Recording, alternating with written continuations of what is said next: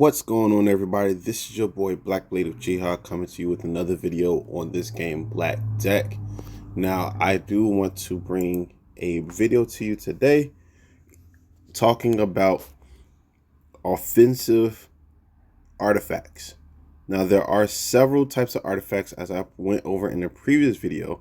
There are offensive, defensive, and then there are also artifacts that allow you that teeter in between the two, and there are also sustainment artifacts as well. And there are artifacts that teeter within those three categories. So just to go over some offensive artifacts, and then I'll briefly mention what I like the most as far as the artifacts. So critical damage and critical chance artifacts are the two artifacts you have access to first, and that is through campaign.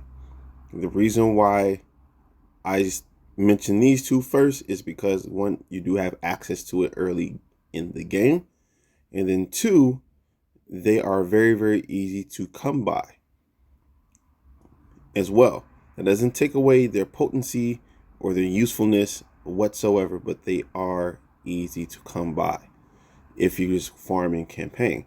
Excuse me. So with crit damage, you get 50% crit damage increase plus a 3% crit chance. And crit chance just means and crit damage is just giving you the ability to hit very, very, very hard. So what I mean by that is, take my hero Arthur Hightower, for example. He has 48.9% crit chance and a 175% crit damage multiplier. So when he's going to hit crit about half the time when he does attack, which means you take 175% and you multiply that by 2029. That's how hard he's going to hit about half the time, if that makes sense. So if I was to do the math, I'm on my computer. So if you hear clicking, I'm on my computer doing this, and I'm recording this video on my phone. So 2029 times 175, let's do percent, equals 3,550 points additional to the 2029. So he's going to hit 2029 5,575 points of damage every time he crits. Okay, now that doesn't mean his attack can't go higher or anything like that, especially with a card like Shaman, who buffs the entire squad or your entire team while he's on board with your with your deck. So whatever cards you have on the field along with Shaman, they're going to get a buff, right? So that can go even higher. Let's go to crit chance. It gives you a 10% chance to crit. That's it. Is it the best? No. Is it the worst? No. But it is a solid artifact to allow you to crit really, really, really hard a lot more often. Okay? It does give you that increased chance to crit. So, and I have him in a 6-piece, so that means 30% of his crit chance is from that artifact set. And then he gets another 11% from the neck and another 7.6% from the ring. And the banner also, when I rank him up to a rank 6 and also ascend him, he's going to get another boost from the banner as well. So if you max the ring, the neck, and the banner out, that is going to increase the crit chance of him significantly. Okay, so that is your first two. The next offensive one would be the fire artifact, which would ignite. And fire, it says fire cards ignite any card they damage. Burning cards have reduced strength. So it's essentially a debuff. You're proactively, you're not passively, like which passively debuffs the opposing team. This artifact on any card that has ignite or a fire, they have the ability to proactively debuff the opposing card. Okay, so is it good? Yes. Is it bad? No. Is it okay? Yes. It's not the best, it's not the worst, but it's good enough to get the job done. And also, on any artifact, there are going to be substats, and the substats are usually just strength. That's it. I think very, very, very seldomly I saw anything like crit damage, like the neck and the ring has a crit damage substat, but other than that, it's always for the most part strength. All right. Next one will fall into the crowd control portion as well. Oop, not that one. It's the frost set.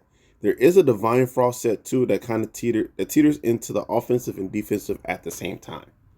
Okay, so I'll cover both at the same time. This one, it's a 4-piece set, and it freezes the opposing team or opposing card that your card attacks. Okay, and that frost lasts for 3 turns, which is good. It freezes that card for 3 turns, and okay, you can't do nothing. And the Divine Frost does the exact same thing, but it has a shield. But because it is a divine set and it's requiring a shield, you do have to sacrifice 2 additional slots you would use for something else as far as artifact slots. And it's a 6-piece set instead of a 4. So therein lies the difference between the two. I'm gonna go more over those a little later on in the later video. All right, you have Divine Shock, and you have, where's the other one? Here's the regular shock. It's the same thing. Any divine artifact always has a shield, from what I've seen. If I'm wrong, comment down below if you've seen something different. But every artifact set that has divine has a shield, and then it has an elemental portion. So this one is shock, does lightning to all attacked enemies for 3 turns. Both the divine and the regular shock artifacts do the same thing. Okay, and excuse me, these last for 3 turns, which is good. That means it shuts down abilities of the opposing card when they're shocked. Now, is it always guaranteed you're going to shock? No, because there is shock resistant artifacts, and there are cards that prevent stuff like this from happening. So that is a thing. See, we have shock resistance armor here. That would be more defensive. But another offensive thing I would mention is strength, which increases the strength plus artifact set, and then you have the regular strength one. The regular strength only increases by 5% strength, and the strength plus increases 15% strength. So cards that says, like, let's go to where are you? Shaman or Priest. You don't necessarily have to use them for those cards, but I do have Strength Plus on here, or Shaman. Not all the artifacts. I got a 4-piece set on them, and that is, it is a 4-piece set, by the way. So therein lies the difference too. And I think this is a 2-piece set. Yeah, this is a 2-piece set, and you can arguably make it just as strong as this, but the sacrifice or the downside is you need 3 sets of the weaker version of the 2. So this will probably be the worst of all the offensive cards or artifacts rather, and this would be probably top 5, I would say. And my favorite is the Extra Strike artifact set. This, as you've seen in some of my previous videos, I put this on Skeleton Dragon, and he attacks 3 cards, which is half the board. at a time. Every time he attacks, he is hitting 3 cards. Even when he shocks, he's still hitting 3 cards. The only thing it shuts down is the ability to freeze when he's shocked, and that's it. Other than that, he's hitting 3 cards every time. It is by far my favorite combo between a crowd control card that has the ability to crowd control and an artifact set. My favorite thing, in all honesty. So this is the best. And then the second best would be the Frost set and Shock set. They're tied for second.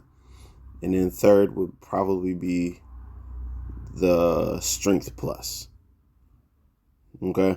And then the last offensive set I want to talk about is the Toxic and then Divine Toxic. Again, all Divine artifacts have a shield plus an elemental. Unless you see something different, let me know in the comments down below.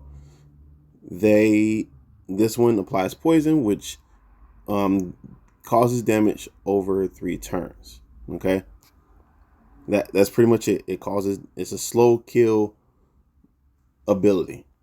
All right, and for poison is poison cards take damage every turn.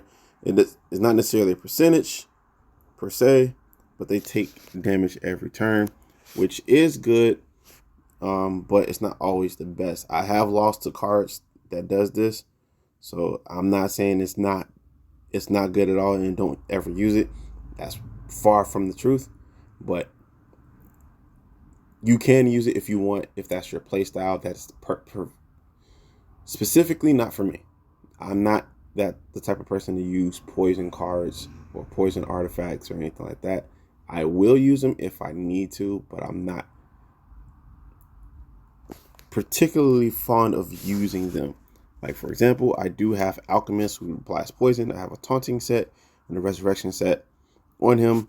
So every time he gets attacked, he attacks a random card or poisons a random card for 2 turns. And that's an ongoing thing until he gets knocked out, where he needs to resurrect himself or killed while he's waiting to be resurrected again. But that's all I got for today's video right now. I'm going to go over more of the artifacts in a later video. Don't forget to like, comment, subscribe. Holla back at your boy. Peace.